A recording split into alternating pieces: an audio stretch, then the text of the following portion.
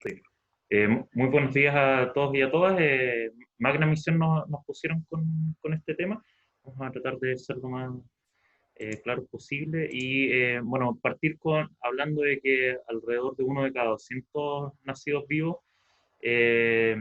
nacería dentro de edades gestacionales que se considera periviables o en el límite de la viabilidad, ¿ya? Y esto es un tema no solo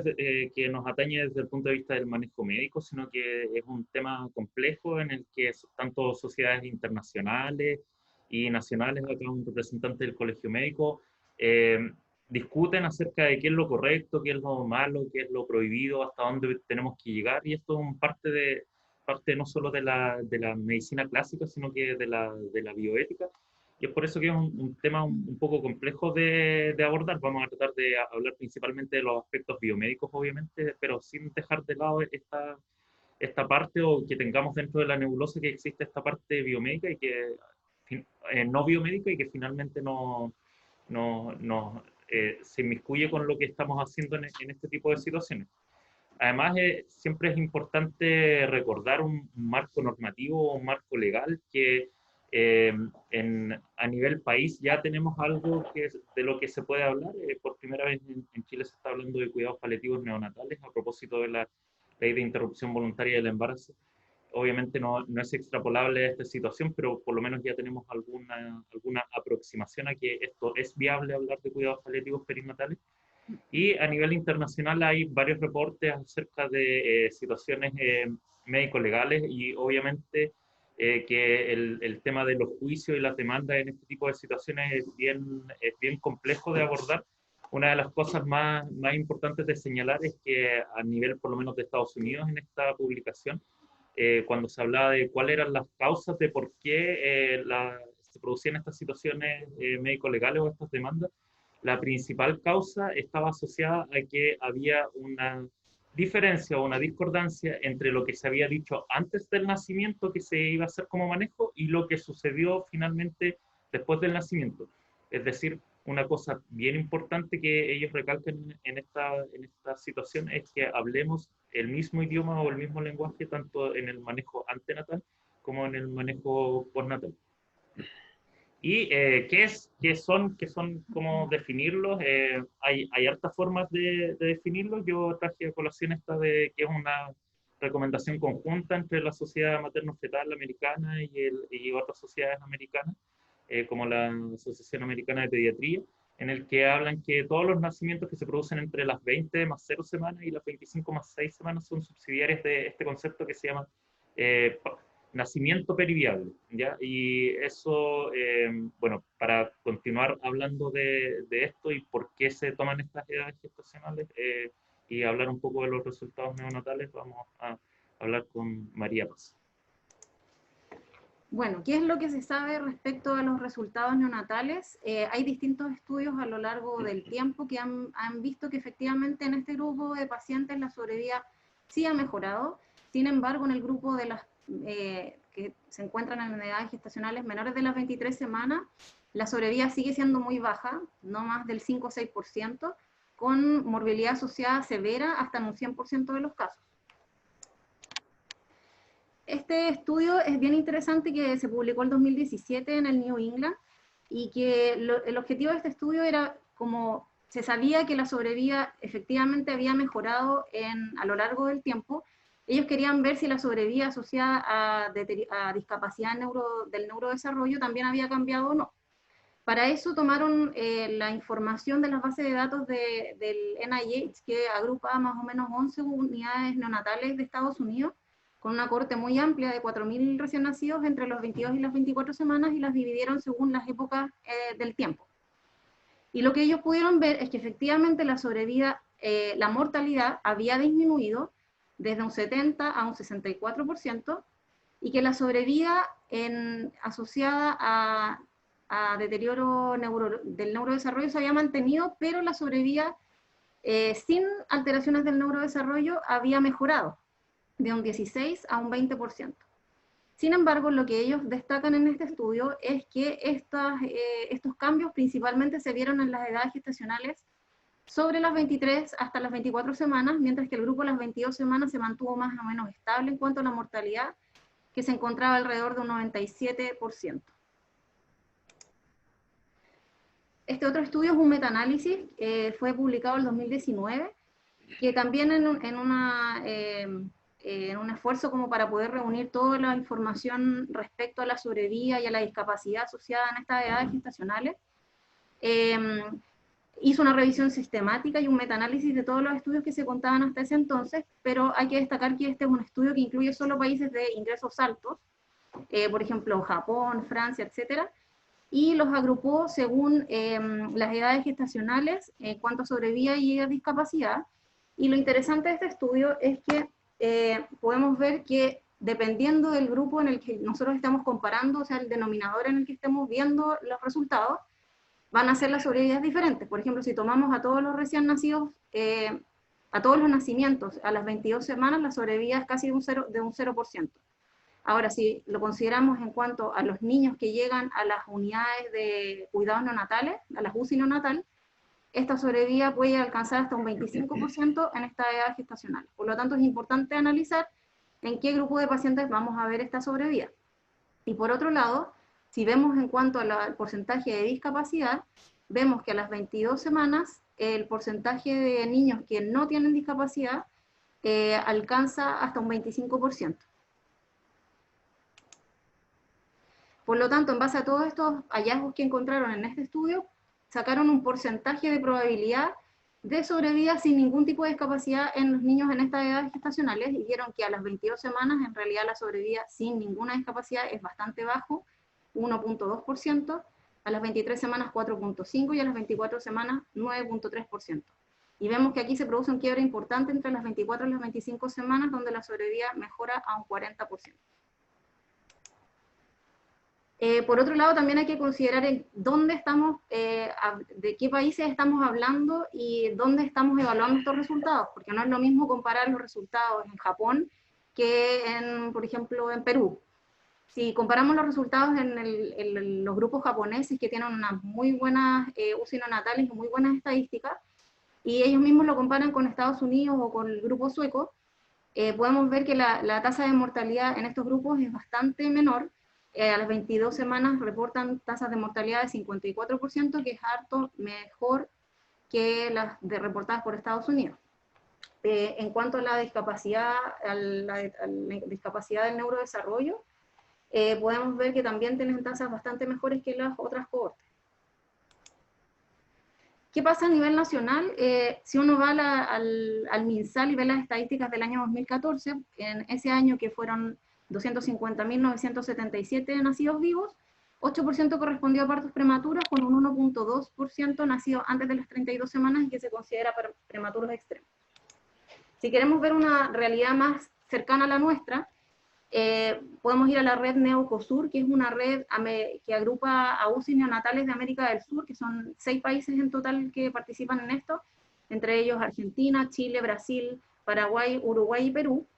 y que también tiene su propia casuística, y esta publicación, por ejemplo, en 2014, muestra la sobrevida según la edad gestacional para distintas semanas, y lo hicieron de forma gráfica para poder dar a conocer estos resultados, y podemos ver que entre las 24 y las 24 más 6 semanas, la sobrevida global es más o menos de un 29%. Esto es sobrevida, no considera la discapacidad. En una publicación más reciente de este mismo grupo, ellos vieron cómo habían sido las prácticas clínicas y también los resultados neonatales en los últimos 16 años, y vieron que más o menos la mortalidad global, esto considerando los nacidos entre las 22 y las 35 semanas, la mortalidad se ha mantenido más o menos estable entre un 25 y 27%. Sí habían disminuido la displasia broncopulmonar y la sepsis tanto precoz como tardía, mientras que la enterocolitis necrotizante y la hemorragia intraventricular se mantienen más o menos estables. Lo que sí había aumentado es el ductus arterioso persistente, probablemente ellos lo atribuyen a una búsqueda más activa de esta patología. Y cuando vemos la diferencia según la edad gestacional, vemos que en el grupo en el que estamos conversando hoy, entre las 23 y las 25 semanas, la sobrevida más bien disminuyó desde un 32% en el periodo del 2001 al 2004 hasta el 2013, el 2016, en que alcanza sobrevidas del 22-23%.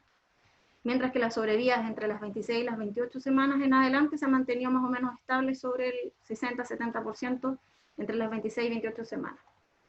Si lo vemos en cuanto a la sobrevida sin ninguna otra morbilidad asociada, lo mismo ocurre en las semanas entre las 23 y las 25, en que la sobrevida es bastante baja, no más del 1 o 2% en este grupo, y que se ha mantenido estable sin cambios en el tiempo. ¿Y qué pasa si uno lo ve también considerando las prácticas clínicas que han habido en el tiempo? Algunos cambios introducidos, por ejemplo, ha aumentado el uso de corticoides, ha aumentado el uso de surfactantes, también ha aumentado la tasa de cesárea en este grupo de pacientes, ha disminuido el uso de ventilación mecánica con un aumento del uso de ventilación mecánica no invasiva, y que tal vez eso pudiera explicar los cambios que hay en edades gestacionales sobre las 26 semanas. Si lo vemos en la realidad local, esto solamente en porcentaje es lo que ha ocurrido desde el 2014 al 2019 en el hospital. Igual es difícil de analizarlo porque no todos los años hay el mismo número de pacientes y por lo tanto es difícil el análisis estadístico, pero sí yo les traje aquí los porcentajes como del resumen de todos estos años, y vemos que la sobrevida en menores de 30, en 24 semanas es más o menos un 18-19%. Y el quiebre se produce a las 26 semanas, donde la sobrevida alcanza 68.6%. Si lo vemos por peso, también vemos una gráfica más o menos similar, que este comportamiento es variable en el tiempo, y vemos que los niños que pesan entre 500 y 600 gramos, la sobrevida es 27.3% aproximadamente. Si queremos comparar nuestra realidad con la de América del Sur, que son nuestros vecinos más cercanos, podemos ver que en el 2019 nuestra tasa de mortalidad en relación al peso se comporta bastante similar a la red Neocosur. Sin embargo, igual hay que considerar que nuestro N es bastante menor al que ellos tienen, obviamente. Lo mismo para el 2020, que solamente están incluidos 14 casos y que la mortalidad se asemeja bastante al resto. Obviamente que no hemos tenido casos en ciertos pesos, así que el análisis hay que hacerlo hacia el final del año. En consideración de todos estos resultados que son diferentes, es difícil pensar que uno puede sacar un valor absoluto en base solo al peso y solo a la edad gestacional, y por lo tanto hay distintos centros que han tratado de sacar estimadores para poder dar una aproximación más real a la sobrevida y a la sobrevida asociada a discapacidad. Por ejemplo, el NIH tiene este estimador estos resultados, incluye no solo el peso y la edad gestacional, sino que otros factores como el sexo, el Apgar, el uso de corticoides antenatales, manejo de oxígeno, etc. De todas formas, lo importante de esto es recalcar que todos los casos tienen que analizarse de forma bien personalizada. Y en base a todo esto, siempre tenemos que tener en consideración qué cosas vamos a ofrecer a estos pacientes, tratando de movernos y considerar los riesgos-beneficios de todas las intervenciones que podemos hacer, y tratar de ofrecer las intervenciones que tengan bajo riesgo materno asociado a un alto beneficio neonatal, y tratar de evitar las que obviamente tengan un riesgo materno con poco beneficio para el niño. Sin embargo, esto no es algo blanco-negro, sino que es algo que se mueve entre estos dos carriles, y que hay que tratar de tomar la decisión en base a la evidencia que tenemos disponible. Desde el punto de vista neonatal, una de las intervenciones que sí se ha visto que tienen muy buen beneficio, este protocolo, que es el protocolo Golden Hour, que está basado en la reanimación de los adultos, y que es toda intervención basada en la evidencia que se realiza en los primeros 60 minutos de vida, y que se ha visto que mejora los resultados a largo plazo de los recién nacidos de pretérmino, minimizando las complicaciones. ¿Qué beneficios tiene esto? Mejora significativa en el tiempo de administración de surfactantes, disminuye significativamente el tiempo para iniciar tanto la glucosa, aminoácidos y antibióticos, y reduce complicaciones neonatales como hipotermia, hipoglicemia, hemorragia intraventricular, displasia broncopulmonar y retinopatía del prematuro. ¿Cuáles son las intervenciones que tiene este protocolo? Bueno, una parte que es muy importante es el asesoramiento prenatal y la sesión informativa para el equipo. En esta parte de la evaluación corresponde responder todas las preguntas, discutir el plan de manejo y aliviar la ansiedad de los padres, definir el rol y la responsabilidad de los miembros del equipo de reanimación, prevención de hipotermia, una vez que nace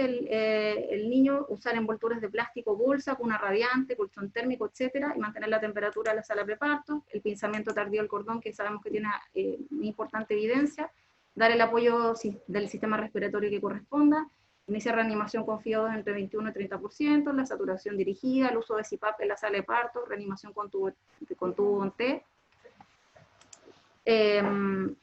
dar los cuidados nutricionales que correspondan también, con alimentación parenteral total, enteral o lactancia materna según corresponda, prevenir la hipoglicemia, iniciar fluidos endovenosos, instalar vías umbilical.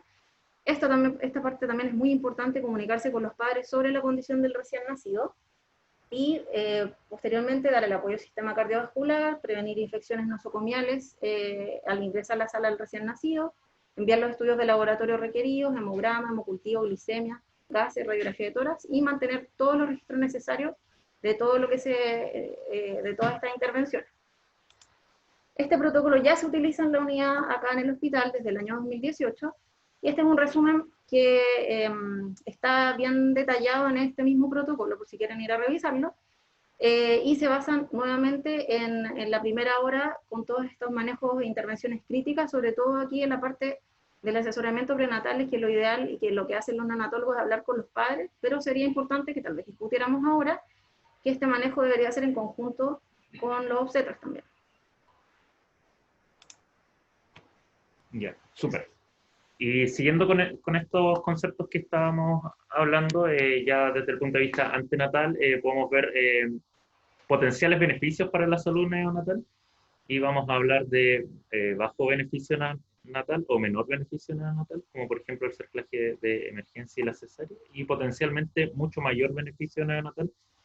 en esta zona alta, como los corticoides, el sulfato de magnesio y los manejos expectantes de la RPO o la preeclampsia severa. Bueno, los corticoides ya todos sabemos, existen en revisión sistemática de la literatura que se ha actualizado hace relativamente poco, en que los números son abrumadores, incluyendo disminución de la muerte neonatal y de la dificultad respiratoria, de las infecciones sistémicas en las primeras 48 horas de vida. Pero esto en todo prematuro. ¿Qué pasa en los datos en embarazos periviables? Acá hay una revisión en la que se obtienen los datos de estos embarazos y se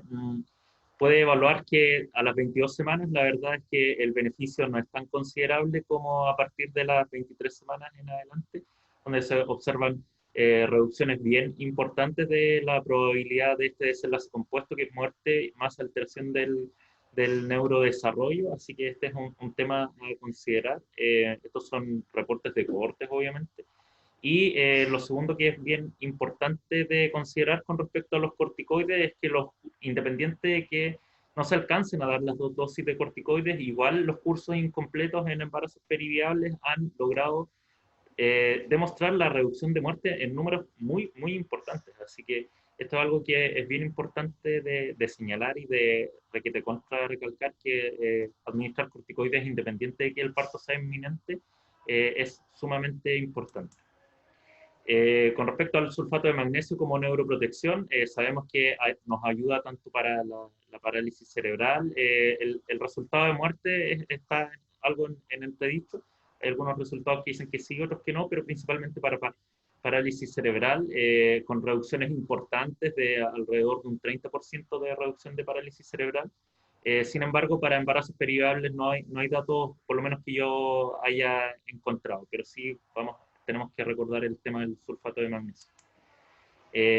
Por otro lado, el manejo expectante de la RPM en estos embarazos periviables, esta es una revisión sistemática de varios artículos. Les recomiendo leer esta revisión porque la verdad es que tiene algunos sesgos que en honor al tiempo no puedo destacar, pero sí muestra algunos números bien importantes, los que los nacidos vivos son 2 de cada 3 y al alta acaso 1 de cada 3 en RPM de menos de 24 semanas. Ahora, más del 50% de estos casos tiene secuelas y además de estos buenos resultados neonatales, hay que tener en consideración la probabilidad de complicaciones maternas asociadas, sobre todo con un 50% de coriomenitis clínica y tasas de cesárea bien importantes, considerando no las tasas de cesárea chilenas, sino que las tasas internacionales. Y dentro de estos manejos expectantes de la RPM, los factores pronósticos más importantes detallados en esta revisión son la edad gestacional al momento de la RPM,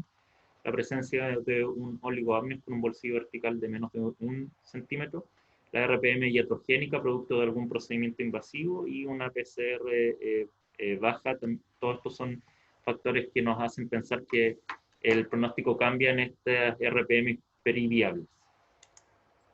Con respecto al cerclaje, pacientes que le hacemos un examen físico y encontramos que el cuello del útero está dilatado. Este es un resumen de algo de la evidencia en relación a los cerclajes indicados por examen físico. Si se fijan, esto, por ejemplo, acá hay un estudio de cohorte en el que se habla de la muerte perinatal y que se demuestra una reducción estadísticamente significativa y clínicamente bien importante, pero los rangos son importantes. Si vemos, por ejemplo, cuántos días cambia la latencia, pasamos de 20 a 54, de 22 a 62 en estos dos estudios, pero las diferencias, los rangos en los que se manejan son bien importantes, y eso quiere decir que el cerclaje indicado por examen físico a veces nos va muy mal y a veces nos va muy bien, ¿ya? Pero sí, si analizamos este estudio, por ejemplo, de acá, vemos que hay una mejoría del parto prematuro antes de las 24 semanas y una reducción de la muerte perinatal, así que por ahí tenemos algo de evidencia igual con respecto a esta indicación de cerclaje. Y cuando hablamos de los potenciales daños a la salud materna, vemos que por acá en este sector pusimos las complicaciones de mayor riesgo materno y por acá pusimos las cosas con poco riesgo materno. Con poco riesgo materno, obviamente los corticoides, el sulfato de magnesio y los antibióticos como profilaxis para el estreptogrupo B tienen bajísimo riesgo materno, pero hay algunas intervenciones que tienen mucho riesgo materno, como por ejemplo la cesárea, el cerclaje de emergencia y el manejo expectante de la RPO y la preeclampsia severa. Voy a mencionar principalmente los que no hemos hablado hasta ahora. Con respecto a la cesárea, hay harta evidencia dispar con respecto a cómo debe ser la vía de parto en embarazos periviables. Sí hay revisiones sistemáticas y revisiones comprensivas en las que se habla que en globo no hay alteraciones en la mortalidad, no hay alteraciones en la hemorragia intraventricular y no hay alteraciones en el neurodesarrollo en 2 años. Esto es independiente de la vía de parto. Ahora, en análisis de subgrupos se demuestra que los partos en podálica si es que el parto es a través de una cesárea, tendrían una mejor sobrevida y los sobrevivientes igual les aumenta la morbilidad, ¿ya? Así que esto tenemos que tenerlo en consideración, que algo de evidencia hay que el parto en podálica nos aumenta la probabilidad de sobrevida si es que el parto es a través de cesárea, y este beneficio se pierde en el grupo de menos de 500 gramos. Pero estos son los resultados neonatales, pero desde el punto de vista materno, tenemos que considerar que la morbilidad perioperatoria aumenta de forma considerable. Los invito a leer este trabajo en el que se habla de que la endometritis aumenta de forma considerable, la fiebre y la trombosis y los días de hospitalización aumentan de forma considerable a aquellas mujeres que se les ofreció una cesárea para el manejo de estos partos periviables. Y obviamente lo que conocemos es acerca del riesgo de ruptura uterina y repetir la cesárea en el embarazo posterior que están en esta evidencia. Debo reconocer que tengo un sesgo con relación a la vía de parto cesárea, pero esto es un resumen de lo que yo pude encontrar. Ahora hace poquito salió un nuevo trabajo que habla de lo mismo, del parto en embarazos periviables, y el resumen del trabajo dice que la probabilidad de muerte disminuye en embarazos periviables en los que el parto es a través de una cesárea. Si se fijan acá, esto en los datos ajustados, el AOR es de 0,62, llegando casi al 1, pero hay algo que es bien importante cuando se hace el análisis de subgrupos. Se demuestra que en aquellos bebés que tenían un peso normal, esta disminución de la muerte no era significativa, con un 0,99, y este beneficio se daba solamente en aquel subgrupo que eran pequeños para la edad gestacional con una reducción muy, muy significativa. Esto me lleva a mí a concluir, luego de haber leído esta comunicación, que la disminución de la muerte es dependiente solamente de los pequeños para la edad gestacional, y que por lo tanto los adecuados para la edad gestacional sí podrían ser subsidiarios eventualmente de un parto vaginal. Con respecto a la preeclampsia en embarazos periviables, tenemos esta comunicación de la Sociedad de Medicina Materno-Fetal Americana, en el que Sibay y otros autores sugieren que el embarazo periviable en preeclampsia severa es una contraindicación relativa para el manejo expectante de esta condición. ¿Y por qué? Porque estos son los números que ellos muestran, que en edades gestacionales de menos de 23 semanas el porcentaje de sobrevida es cero de acuerdo a los reportes,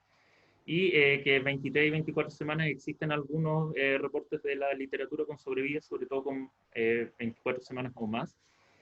Sin embargo, tenemos esta otra publicación en la que se analizaron los casos de preeclampsia severa entre las 22 y las 26 semanas, y que la prolongación fue de 5 días, en rangos de entre 0 y 25 días, y que desde el punto de vista materno, casi la mitad presentó un HELP en promedio a los 4 días después del diagnóstico, y que para esta cohorte nacional la tasa de sobrevida neonatal fue de un 19%, y en aquellos casos que se presentaron con menos de 24 semanas, la tasa de sobrevida era escasa. Y ya para ir finalizando esta parte de la revisión, hablar de la restricción de crecimiento fetal, que es un tema en particular. La ISUOC sacó hace muy poquito esta nueva recomendación acerca del manejo de la restricción de crecimiento fetal, y si se fijan en esta zona de acá, dejó con un manejo personalizado a aquellas restricciones que se presentan entre las 24 y las 25 más 6 semanas. Y esto porque desde hace bastante tiempo ya existe un trabajo en el que se describía en ese momento que hasta las 26 más 6 semanas, la edad gestacional era el determinante único o mayor de la sobrevida, independiente de los Doppler, independiente de otros factores que pudiesen haberse estudiado. Y por lo tanto, este manejo tiene que ser más bien personalizado, y ahí en la guía habla de opciones de terapia. Y ya para finalizar, hablar sutilmente de algunas guías internacionales. Esta es la Sociedad Británica, la Asociación Británica de Medicina Perinatal, en el que ellos recalcan bastante que una cosa es la edad gestacional, pero otras cosas son las variables que mejoran o empeoran la sobrevida, y que ellos lo hacen el paralelo con que aumenta la edad gestacional o disminuye la edad gestacional. Por ejemplo, al inicio de la semana es como que si tuviese menos edad gestacional que si fuese no sé, pues 24 más 6 versus 24 más 0. Si está con una restricción de crecimiento fetal, es como que si tuviese en mayor edad gestacional, si es hombre, si es múltiple, y si, por ejemplo, si no han tenido corticoides, o si tienen los corticoides completos, o si están en un hospital básico o en un hospital con UCI. Y una cosa bien importante que igual es similar a lo del Neocosur, es esta recomendación gráfica para la consejería, y ellos dentro de sus recomendaciones hablan de que no hable solo de la muerte, de la probabilidad de muerte o de la probabilidad de sobrevida, sino que de ambas. Entonces, por ejemplo, a las 22 semanas, 7 de cada 10 niños fallecen, pero 3 de cada 10 sobreviven, y por lo tanto esto se tiene que tomar en consideración para la consejería que se le va a hacer a la mujer. Asimismo, con las alteraciones severas, por ejemplo, a las 25 semanas, 1 de cada 7 bebés va a tener alguna alteración severa, pero 6 de cada 7 no, y por lo tanto esto también tiene que ser considerado al momento de la consejería. Y hablan de que una cosa bien importante es que no tener blancos y negros, sino que tener matices. Ellos recomiendan separar a los de extremadamente alto riesgo, a los de moderado riesgo, y al medio a los de alto riesgo perinatal, y de acuerdo a estas clasificaciones, decir cuáles son los pacientes que irían a cuidados paliativos, cuáles son los que irían a manejo activo y darle con todo, y algunos entre medio en los que se les puede ofrecer cualquiera de las dos situaciones, dependiendo de los deseos de los padres, ¿ya? Y, por ejemplo, en extremadamente alto riesgo hablan que entre las 22 y las 22 más 6 semanas, con factores de riesgo desfavorables, ya podría ir a cuidados paliativos. En cambio, la mayoría de los de 24 semanas podría ir a manejo activo. La ACOG y la Sociedad de Medicina Materno-Fetal Americana hacen un paralelo más o menos similar, en lo que hay intervenciones que están sumamente recomendadas para cierto grupo de edades gestacionales a partir de las 24 semanas, otras intervenciones que están no recomendadas para este grupo, por ejemplo, entre las 20 y las 21 más 6, y algunos que dice considere, ¿ya? Y sobre todo esto está entre las 23 y las 23 más 6 semanas, y eso está en relación a la evaluación neonatal para la resucitación. Por ejemplo, no es necesario que vaya el neonatólogo a un parto de 20 semanas, de acuerdo a esta recomendación, pero sí podría considerarse los corticoides antenatales entre las 23 y las 23 más 6 semanas. Antibióticos para RPM, por ejemplo, considerarlos desde las 20 semanas y así sucesivamente. Y una cosa bien importante es que la cesárea es solo por indicaciones fetales, de acuerdo a esta recomendación de los americanos. Y una cosa bien importante que destacan ellos es que la discusión, independiente de todo, es de la familia, que tiene que ser con la familia, y que se tienen que obtener individualmente los riesgos y los beneficios de este manejo activo, y ofrecerle todas las opciones disponibles, y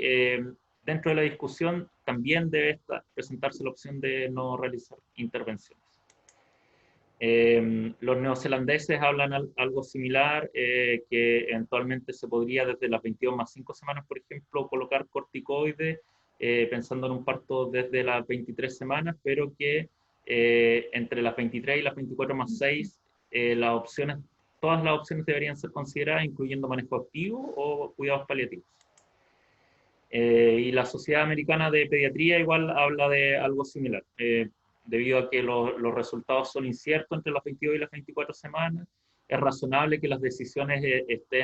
sean individualizadas, centradas en la familia y teniendo en consideración una serie de condiciones, tanto maternas como fetales, como los factores de riesgo, y que la decisión óptima es un manejo conjunto y entre los padres y el obstetra y el neonatólogo. ¿Ya? Y UpToDate habla igual un poco de lo que les comentaba, que áreas en las que no se hace ninguna intervención bajo las 22 semanas, áreas en que se hace toda intervención desde las 25 semanas, y un área gris en la que hay que considerar la decisión de los padres y una discusión más bien conjunta. ¿Ya? Y para finalizar esta parte de la discusión, obviamente que traer a colación que estamos viviendo una transición en el paradigma